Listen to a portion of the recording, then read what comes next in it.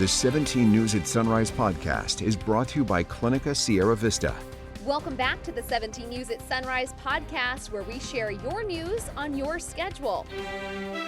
Working in the spirit of the Golden Empire, this is 17 News at Sunrise. Hey, and good morning, everyone. It's 5 a.m. Thanks for waking up with us. I'm Maddie Jansen alongside Megan Simpson. All right, first, let's begin with your top stories this morning. A suspected killer is on the loose after a shooting in Central Bakersfield. It happened on 6th Street yesterday afternoon. Police say they arrived and found a man who'd been shot, and he later died. Investigators are now looking for the shooter. At last check, officers say they did not have any information on a suspect.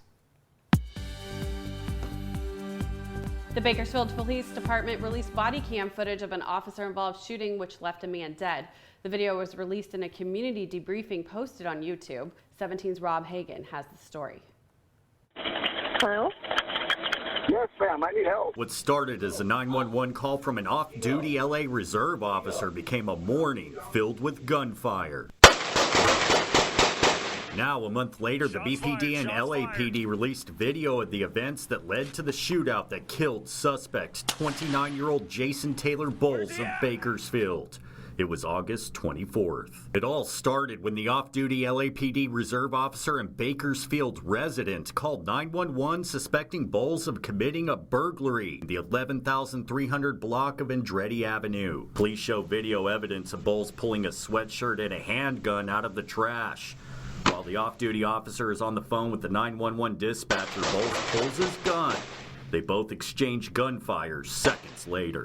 When BPD officers arrived on scene, video shows Bowles firing his handgun at them multiple times. After many failed attempts to get Bowles to surrender, the standoff ends with an officer injured and Bowles dead. Suspect is down! Suspect is down! A semi-automatic handgun was recovered from the scene. The BPD officers who fired their weapons are identified as Sergeant Dennis Eddy, Sergeant Ryan McWilliams, and Officer Brandon Price. Police say Price was shot in the leg during the shootout. He was treated on scene. I'm okay.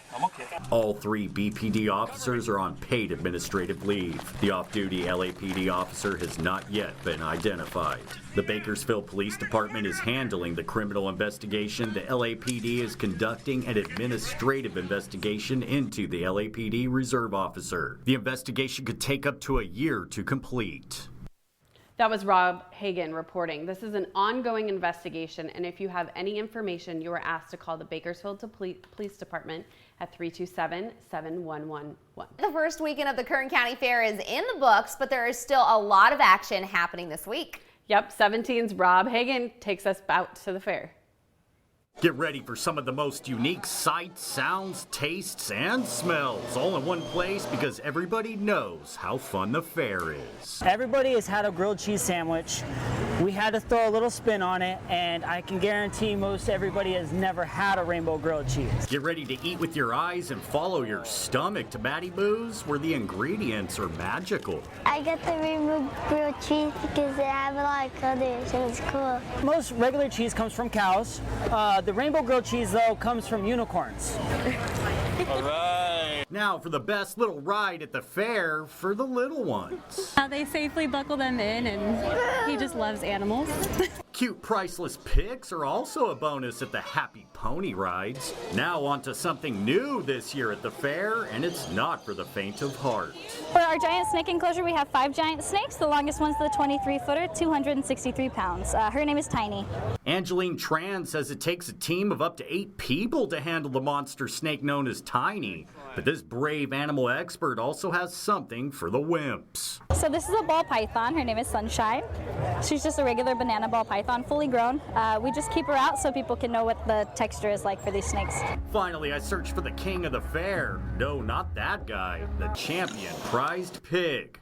I didn't find the king, but I found Prince. I made it into final drive. I didn't quite make it to the champion, but he did good. Diego Gomez, president of the Wasco FFA, knows a thing or two about showing off your swine. And it takes a whole lot of time, dedication, and money. You had to put in a lot of time, work, hours, just not over the past few months, but like since the beginning of summer, since last year, since even February. Judges are looking for muscle mass, skeletal structure, and showmanship. And even though Prince and Chicha, short for Chicharron, didn't win, there's always next year. And most importantly, when you're at the fair, remember to wear the right shoes and definitely watch where you step. That was Rob Hagan reporting. By the way, we still have plenty of fair fun left. And again, of course, you can head out this morning. And it's open every day through October 1st. That's next Sunday. Weekdays, the fair runs from 4 p.m. to 11 p.m. on Saturday and Sunday. Gates open at noon, closing at 11 p.m. And a reminder, if you're planning on heading out to the fair this week, tickets for adults cost $12 per person. Kids 6 to 12 are $5, and children under the age of 5 get in free with an adult. Seniors 62 and better are $9 each. Active and retired military get in free with the military ID, and parking is $10 per car. Sully's gas stations around Kern County offer discounted fair carnival wristbands and adult and child admissions while supplies last. Fair organizers say carnival wristbands are available at Sully's gas stations for $33, children's admission available for $4, and adult admission $10. And this is probably the best deal. Houchin Community Blood Bank is once again partnering with the fair for its annual Pint for a Pass campaign. Houchin is offering 2 free fair tickets to all successful donors through this Saturday. To make an appointment, you can visit Houchin's website, hcbb.com. With the deadline to fund the government less than a week away, deeply divided House Republicans worked through the weekend to find a path forward and avert a shutdown on October 1st. If the government shuts down, millions of federal workers face delayed paychecks, including many of the roughly 2 million military personnel and more than 2 million civilian workers nationwide. NBC's Drew Prolitsky reports from Washington.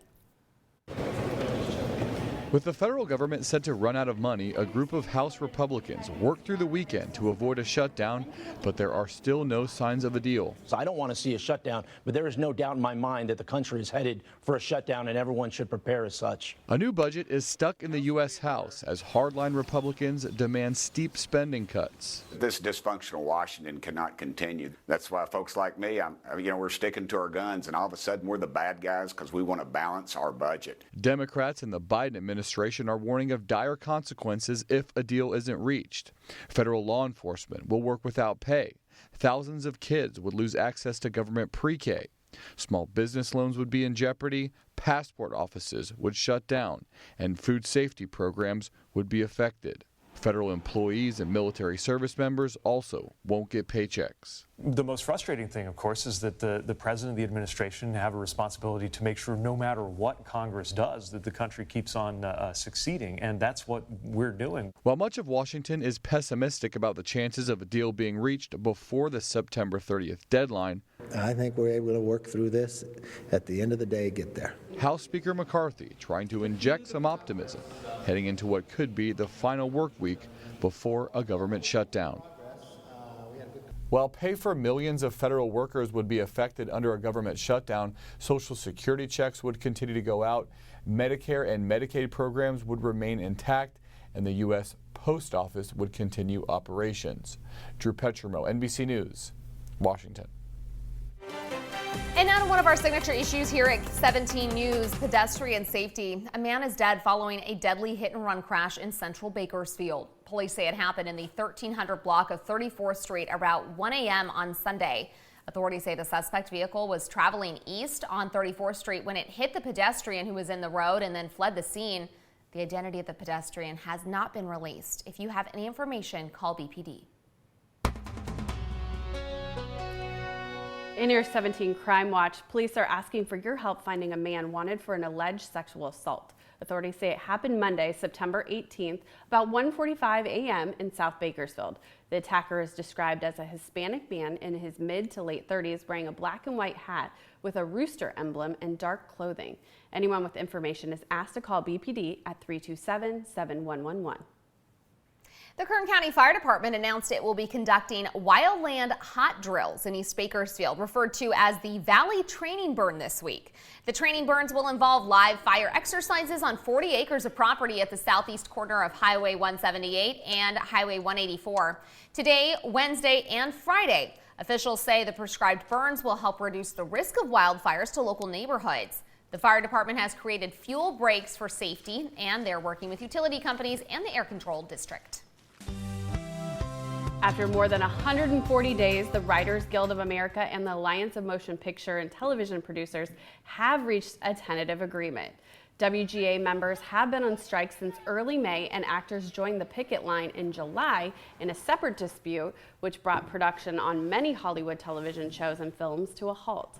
Members stood in solidarity on the picket lines, demanding their share of streaming revenue, increased royalties, and protection against potential uses of artificial intelligence to cut them out of jobs.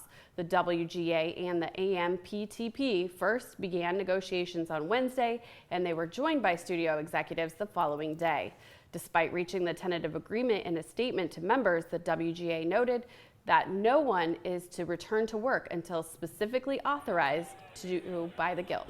The 17 News at Sunrise podcast is a production of KGET and Nexstar Media Group. For more on all of the headlines in today's show, head to kget.com.